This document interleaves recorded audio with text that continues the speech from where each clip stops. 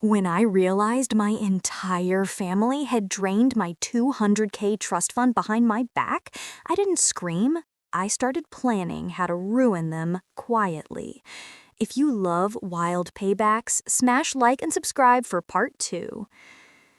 I've always had this weird habit, tapping my pen 3 times on the table before making any big decision.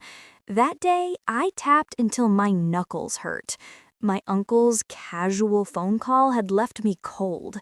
He'd laughed while saying, "Your share helped us out more than you know." I froze. My share?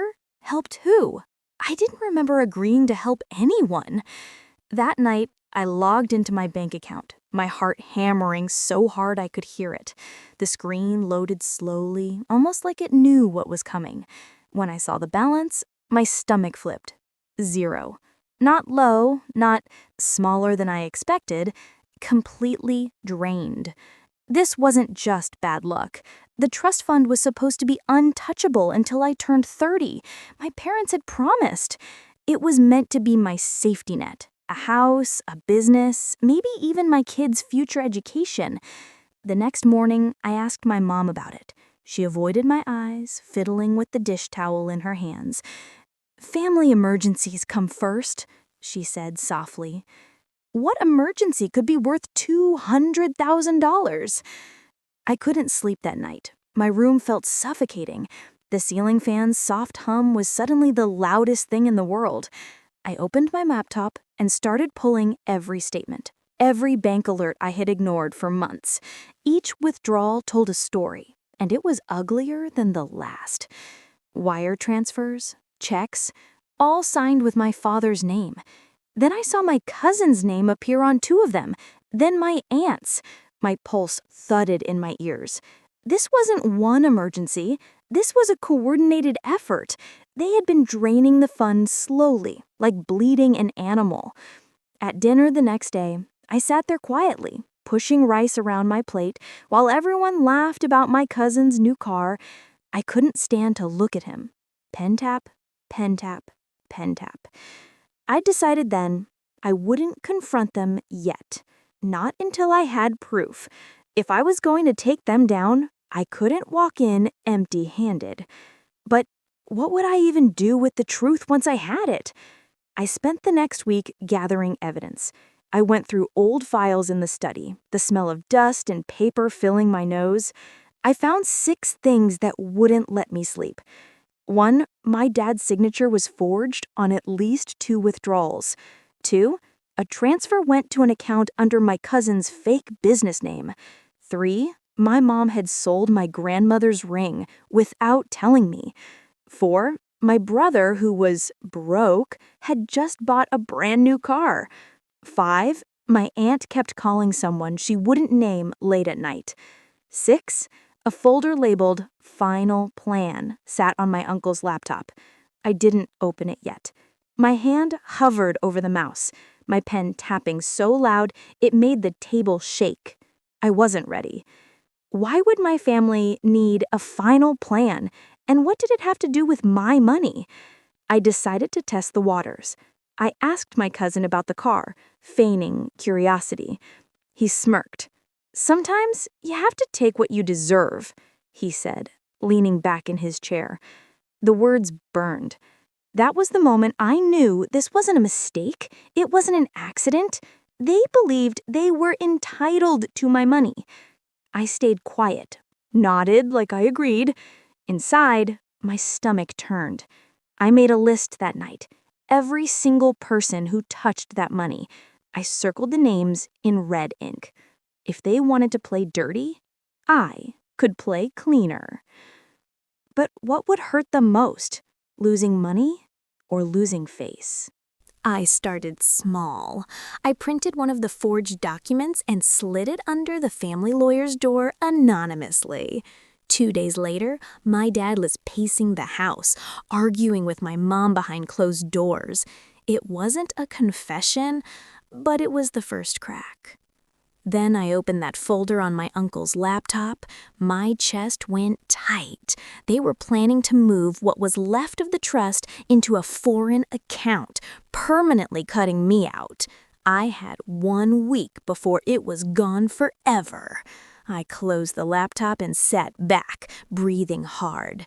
Pen tap, pen tap, pen tap. Could I stop them without them realizing it was me? I became a ghost. I started helping out around the house just to listen. I stayed up late pretending to watch TV while really listening to their phone calls. Every overheard word became evidence. I left little clues for them, a printed email left on the counter, a browser tab opened by accident, just enough to make them paranoid. My mom asked me one night if I was angry. I smiled. Why would I be? The next day, my aunt stopped making those late-night calls. She knew someone was watching. But the plan to move the money didn't stop. Would I be able to turn them against each other before time runs out? The first real crack appeared at Sunday dinner. My dad accused my uncle of taking too much from the trust. My uncle snapped back that my cousin was the real thief. Voices got louder, plates rattled. I sat there calm, pen tapping under the table. Tell me in the comments which side you'd take, revenge or walk away. Then my uncle shouted, "You told him about the ring?" And my mom's face went pale. What exactly did my mom tell him? And why did he sound scared? That night, I cornered my mom in the kitchen. She broke faster than I thought she would. The ring wasn't just sold. It was traded for cash to pay off my dad's gambling debt. My legs went weak. All this time, all these lies, and it was about his addiction. The car, the transfers, the secret calls, they weren't just greedy, they were desperate. For a second, I almost felt sorry for them. Almost. But then I remembered how easily they'd smiled while stealing from me. Would pity stop me from doing what had to be done? I doubled down. I compiled every document, every recording, every forged signature, and sent them to the lawyer. This time, not anonymously. I wanted them to know it was me. 2 days later, I got a message. Emergency family meeting tonight. They were in panic mode now. Good. They deserved it. I walked into that meeting with my head high and my pen in my hand. Would they see me as the enemy or the one holding all the power? The room was chaos when I arrived.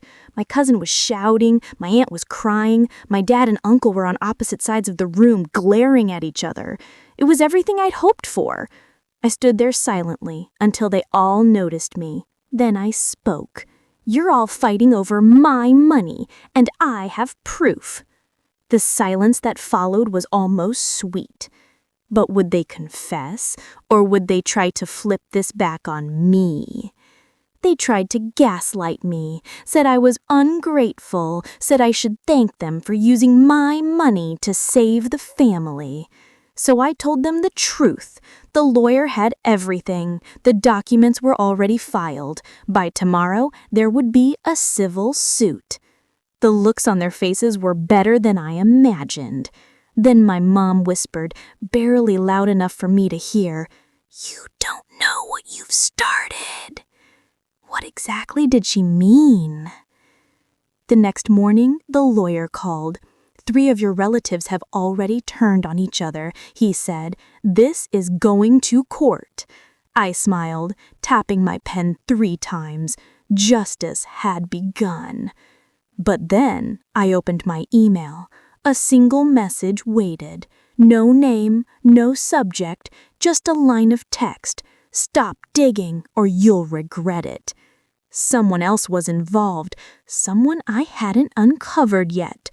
Who was threatening me now, and how far would they go to keep me quiet? Just when I thought I had won, I found out my family wasn't the only one in on the scam, and the real mastermind just sent me a warning.